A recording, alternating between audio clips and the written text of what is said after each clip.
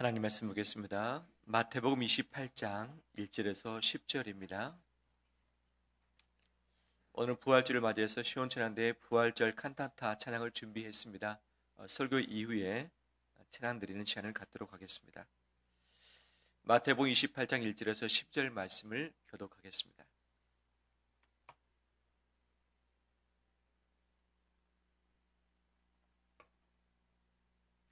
안식일이 다 지나고 안식 후 첫날이 되려는 새벽에 막달라 마리아와 다른 마리아가 무덤을 보려고 갔더니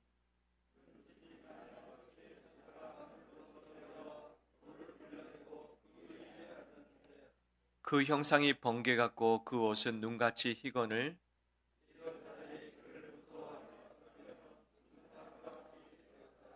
천사가 여자들에게 말하여 이르되 너희는 무수하지 말라. 십자가에 못 박히신 예수를 너희가 찾는 줄을 내가 아노라.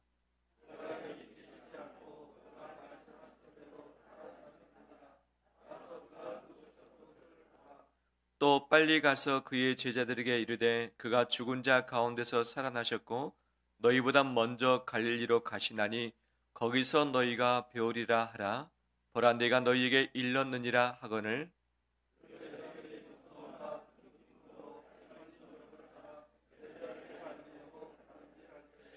예수께서 그들을 만나 이르시되 평안하냐 하시거늘 여자들이 나아가 그 발을 붙잡고 경배하니 이에 예수께서 이르시되 무수하지 말라.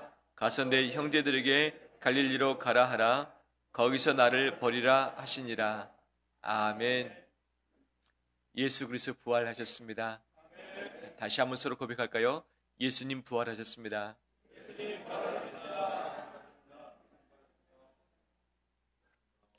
그 부활이 없다면 우리는 불쌍한 사람일 것입니다. 하지만 그 부활이 진짜라면 우리에게는 영광이 있습니다. 이 시대를 살아가면서 육신의 질병 때문에, 관계의 어려움 때문에, 재정적 문제 때문에, 또 살면서 가족의 여러 가지 많은 어려움 때문에 힘들고 지칠 수밖에 없는 것이 우리 삶 아니겠습니까?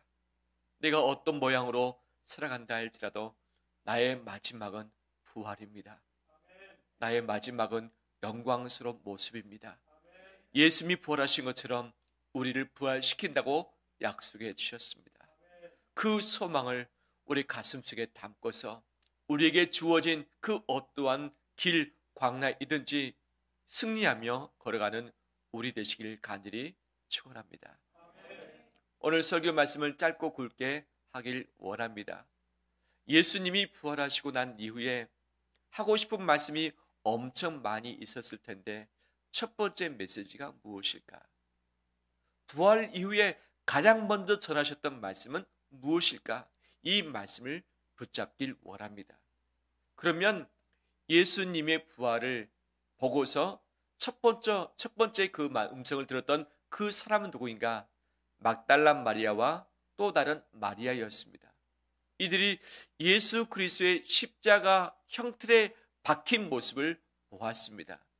요한을 뺀 나머지 제자들은 예수님을 버리고 도망해 버렸습니다. 십자가의 처형의 현장에 있지 않았습니다. 하지만 막달라 마리아와 예수 그리스도의 어머니 또 다른 여인들은 그 십자가 현장을 떠나지 않고 모든 것을 다 보았던 것이죠. 6시간 동안 십자가에 매달리셨는데 그 못 박히실 때부터 운명하시고 그 다음에 급하게 장사를 치르는 이 모든 일정을 다 보았던 것이죠. 그 여인들의 마음이 어떠했을까요? 사랑했던 스승입니다. 3년 동안 섬겼던 분입니다. 은혜를 많이 입었습니다. 치료받았습니다. 말씀도 받았습니다. 그런데 그분이 갑작스레 붙잡혔고 신문을 당하시고 십자가 처형 판결을 받으셨습니다. 그리고 갑자기 십자가에 달려 죽으시게 된 것이죠. 깜짝 놀랐습니다. 금요일에 돌아가셨는데 바로 목요일 저녁까지 함께 있는 것 아니었겠습니까? 목요일 저녁까지 그들은 눈치채지 못했습니다. 그런데 하루 지나고 나니까 바로 그 다음날 죽게 되신 것이죠. 그들은 충격을 입었을 것입니다. 마음이 어리둥절했었을 것입니다. 슬픔 가운데 있었을 것입니다. 장례를 치르지 못했기 때문에 그 잠깐 사이에 향유를 준비했습니다. 그리고 예수님의 시신에 발라 드리려고 그것을 기다렸다가 안식 후 첫날에 찾아왔던 것이죠. 찾아오면서 고민했습니다. 무덤의 돌을 어떻게 굴려낼 수 있을 것인가. 우리나라 예전에는 매장을 주로 했습니다. 땅을 파고서 거기에 관을 모셨고 그 위에 흙을 덮어서 잔디로 분봉을 만들었던 것이죠. 그런데 이스라엘은 흙 바닥이 별로 없습니다. 대부분이 이 화강암이 많고 그렇기 때문에 이 돌산인 것이죠. 그래서 산에 굴을 팝니다. 커다란 굴을 파서 그 벽에 뼈들을 모실 수 있는 바로 작은 또 다른 작은 공간을 만들어 놓는 것이죠. 그래서 그 안에 들어가면 10구에서 최소 50구 정도 모실 수 있는 그런 납골 묘소가 된 거죠. 바위를 파고서 들어간 바로 그 부분이죠. 그런데 예수님의 시신을 안장하고 나서 그 문을 돌로 막았습니다. 근데 여인들의 손으로는 그 돌을 움직일 수조차도 없었고 또 로마 군인들이 그 문을 지키고 있었죠. 왜? 이 예수님이 부활한다는 말을 들었는데 혹시라도 이 시신을 그들이 훔쳐다가 감춰놓고 예수님 부활했다고 하면 또 다른 난리가 날 수 있으니까 군사들을 지키게 해서 바로 아무도 출입 못하게 했던 거죠. 누가 저 돌을 굴려줄 수 있을 것인가? 예수님의 시신을 위해서 향품을 준비했는데 이것을 발라드릴 수 있을 것인가? 복잡한 많은 생각이 있었지만 부활 안식 후 첫날 새벽에 그 무덤에 달려갔던 것이죠. 그런데 갑자기 지진이 났습니다. 천사가 그 돌을 굴렸습니다. 천사가 나타나서 그 여인들에게 말합니다. 여인들아, 무서워 말라. 너희가 예수를 찾고 있는 것 내가 알고 있다. 그분은 여기 계시지 않고 살아나셨느니라. 살아나셨느니라. 예수님이 너희에게 말씀하지 않았느냐? 갈릴리로 가서 같이 만나자고. 그분이 그곳에서 기다리실 것이다 라고 이야기를 한 거죠. 근데 그 소식을 듣자마자 예수님이 그 여인들에게 처음 나타나셨습니다. 처음. 나타났던 그 인물이 베드로도 아니었습니다. 다른 제자들도 아니었습니다. 예수님을 정말 사랑했지만 슬픔 가운데 있는, 두려움 가운데 있는, 무서움 가운데 있는 이 막달라 마리아와 다른 마리아 앞에 예수님이 나타나셨죠. 그리고 첫 번째 하셨던 말씀이 무엇이었을까? 9절 말씀 함께 읽겠습니다. 9절 시작. 예수께서 그들을 만나 이르시되 평안하냐 하시거늘 여자들이 나아가 그 발을 붙잡고 경배하니 만나 이르시되 무엇하냐? 평안하냐라는 말씀을 하셨죠. 이것이 예수님이 자기를 사랑하는 자들에게 주신 부활의 첫 메시지입니다. 이 동일한 메시지를 우리에게 주신 줄 믿습니다. 평안하냐? 평안하길 원한다. 이것이 주님의 마음이죠. 그러면 예수님의 부활을 믿었던 사람은 있었는가? 아무도 없었습니다. 안식 후 첫날 예수님을 찾아왔던 바로 이 여인들도 부활을 믿고 찾아왔는가? 아니었습니다. 예수님의 시신에 향품을 발라드리기 위해서 왔을 뿐인 것이죠. 그 어떤 누구도 믿지 않았습니다. 이들에게 주님이 왜 나의 부활을 믿지 않았느냐? 왜 슬퍼하느냐라고 꾸짖을 수도 있는 것 아니겠어요? 여인들 왜 너희들만 왔느냐? 내 제자들은 다 어디 갔느냐라고 반문하실 수도 있는 것 아니었겠어요? 하실 수 있는 수많은 마음이 있었지만 예수님의 첫 번째 메시지는 평안하냐? 그리고 여인들에게 무서워 말라. 무서워 말라. 라고 하면서 주께서 평강을 허락해 주셨습니다. 근데 이 단어를 보면 이 카이레테라는 단어를 씁니다. 카이레테. 이 어원은 카이로라는 단어인데 이것은 평강의 의미도 있지만 기뻐하라, 즐거워하라 라고 하는 그때 당시에 썼던 인사말 중에 하나였던 것이죠. 이 여인들에게 인사하는 거죠. 여인들아, 너희가 기뻐하라. 여인들아, 너희가 즐거워하라. 더 이상 무서워하지 말라. 내가 살아나 있지 않느냐라고 말씀하신 것이죠. 그 주님의 기쁨의 바로 인사가 오늘날에도 나에게 주시는 인사인 줄 믿습니다. 그 주님이 주시는 기쁨을 받아 누리며 평강을 받아 누리는 우리 되길 주의 이름으로 축원합니다. 이 카이로라는 단어를 이 부활의 새벽에 쓰셨고, 그 다음에 저녁에 제자들이 다 모였을 때 또 다른 말을 하셨습니다. 두려웠습니다. 문을 닫았습니다. 함께 모였는데 예수님이 갑자기 나타나셨습니다. 그리고 그이들에게 하셨던 메시지가 무엇이냐? 에이레네라는 단어를 쓰셨죠. 너희에게 평강이 있을지어다. 평강이 있을지어다.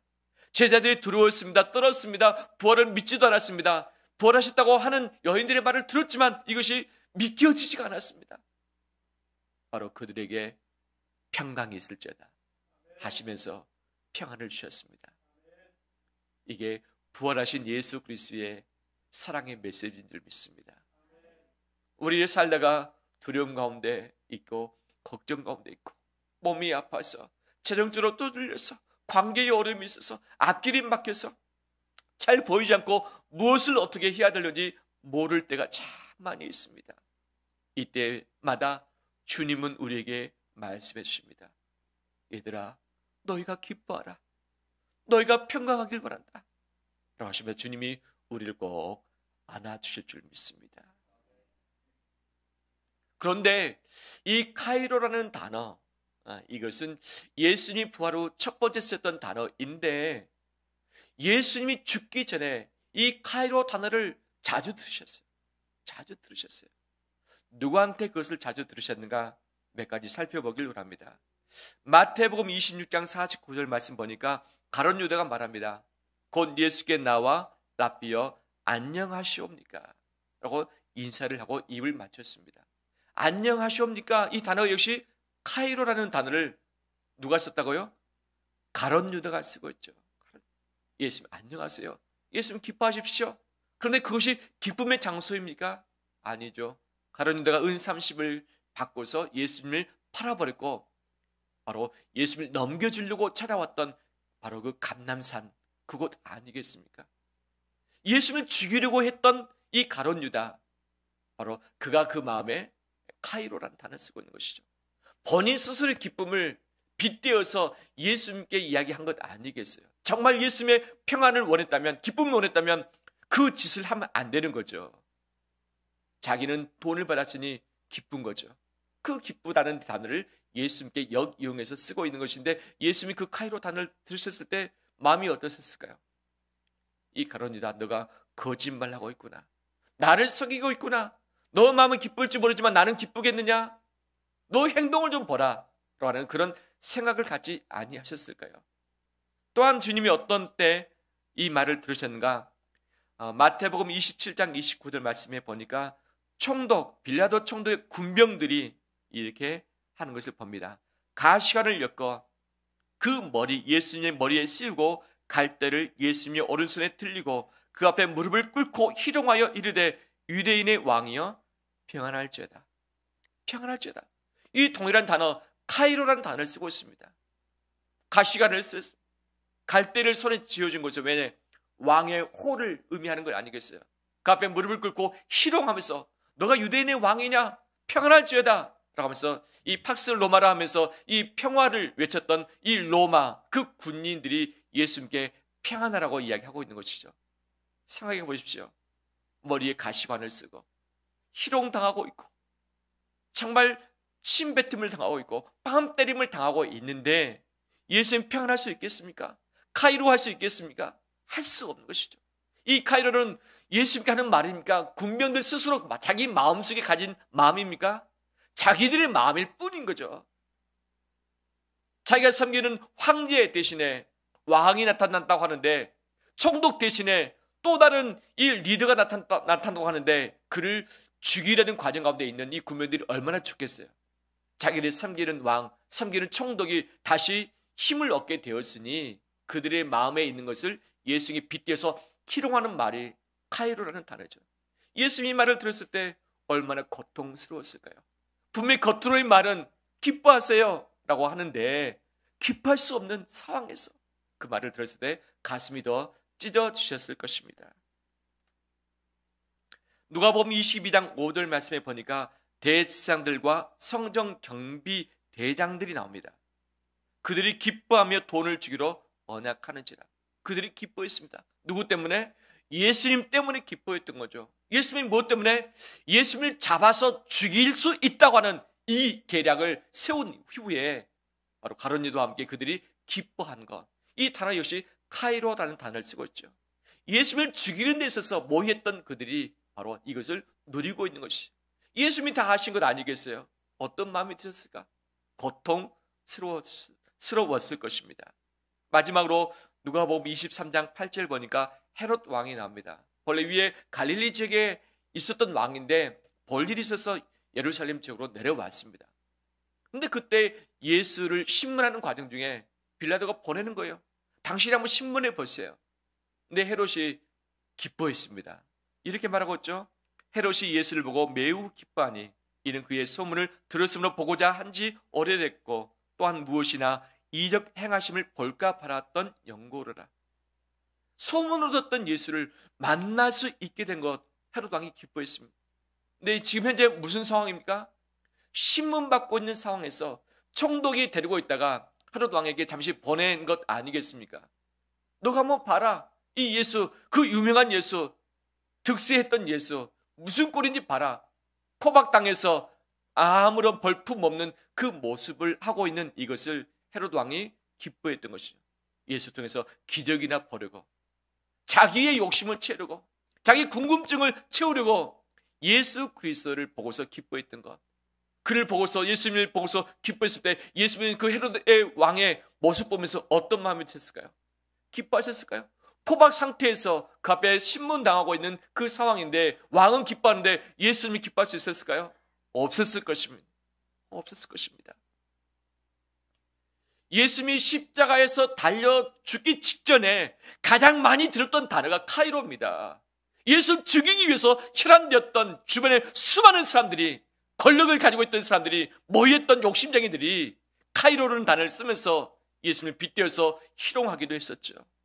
예수님께는 인간적으로 상처되는 단어였고 힘든 단어였고 도저히 받을 수 없는 단어였습니다. 하지만 예수님은 죽음의 과정을 통해서 이 모든 이 잘못된 엉뚱한 의미의 카이로를 다 부숴버리셨고 부활을 통해서 온전한 하나님의 카이로를 그가 붙드셨습니다. 그리고 그것을 부활 이후에 첫 번째 메시지로 여인들에게 말하셨던 것이죠. 이것이 진정한 주님이 주시는 카이로인 줄 믿습니다. 이 땅은 수많은 다른 것들로 기뻐합니다. 더 많이 가졌기 때문에, 승리했기 때문에, 이겼기 때문에, 내 욕심을 성취했기 때문에, 다른 사람을 내가 밟았기 때문에 기쁨을 누리고 기뻐하자라고 이야기를 하는 거죠. 진정한 기쁨이 아닙니다. 내가 기뻐하면 남도 기뻐해야 되는데 나는 기쁜데 남은 슬픔 가운데 두게 하는 것, 이것은 가짜 기쁨입니다. 가짜 거짓 기쁨이죠.